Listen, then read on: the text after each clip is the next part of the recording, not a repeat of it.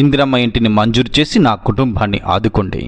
మహబూబాబాద్ జిల్లా తొర్రూరు మండలంలోని నాంచారి మండూరు గ్రామానికి చెందిన నకరికంటి కళ్యాణి ఏవీ న్యూస్ తో మాట్లాడుతూ, నిరుపేద కుటుంబానికి చెందిన నాకు 3 ఆడపిల్లలు, నా భర్త కుటుంబ పోషణ భారం, ఆర్థిక ఇబ్బందుల్లో గత సంవత్సరం క్రింద గడ్డి మందు తాగి మరణించాడని, మా అత్తమామలు కూడా మరణించడం జరిగిందని, నాకు తల్లిదండ్రులు కూడా లేరని, నా కుటుంబానికి వెనుక ముందు సహాయం చేసే వారు లేరని ఆవేదన వ్యక్తం చేస్తూ, రాష్ట్ర ప్రభుత్వం ఇటీవల పేదవారి సంక్షేమం కోసం ప్రవేశపెట్టిన ఇందిరమ్మ ఇంటి కోసం మాకు ఉండబడిన 70 గజాల స్థలంలో ఇంటి నిర్మాణం కోసం దరఖాస్తు చేసుకున్నప్పటికీ అధికారులైన గ్రామానికి చెందిన నాయకులు, రాజకీయ నాయకులైన ఇందిరమ్మ ఇళ్లను మంజూరు చేయకపోవడం బాధగా ఉందని, గాలొచ్చినా వానొచ్చినా నా 3 ఆడపిల్లల్ని తీసుకుని పక్కవారి ఇంట్లో తల దాచుకోవడం జరుగుతుందని, నా పిల్లలు భయభ్రాంతులకు గురవుతున్నారని తెలుపుతూ, స్థానిక ఎమ్మెల్యే మామిడాల యశస్వి రెడ్డి నా బాధను, నా ఆడబిడ్డల బాధను గుర్తించి ఇందిరమ్మ ఇంటికి అర్హురాలునైన నాకు ఇంటిని మంజూరు చేయించి నన్ను, నా కుటుంబాన్ని ఆదుకోవాలని వేడుకుంటున్నానని అన్నారు.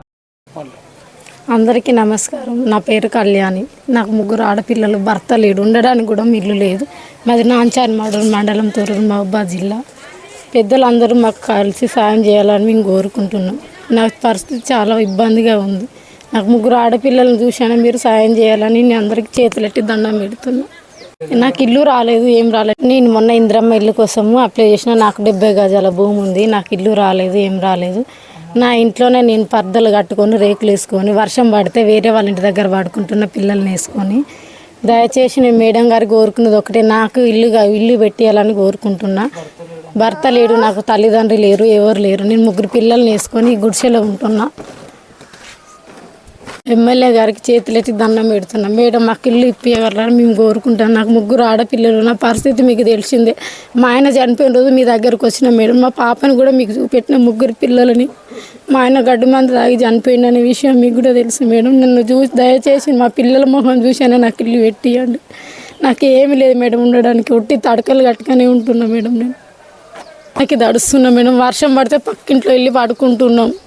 ఎండ వచ్చినా కూడా ఇబ్బంది అవుతుంది. చుట్టూ పట్టాలు కట్టుకొని ఎండకు ఉండలేకపోతున్నాం.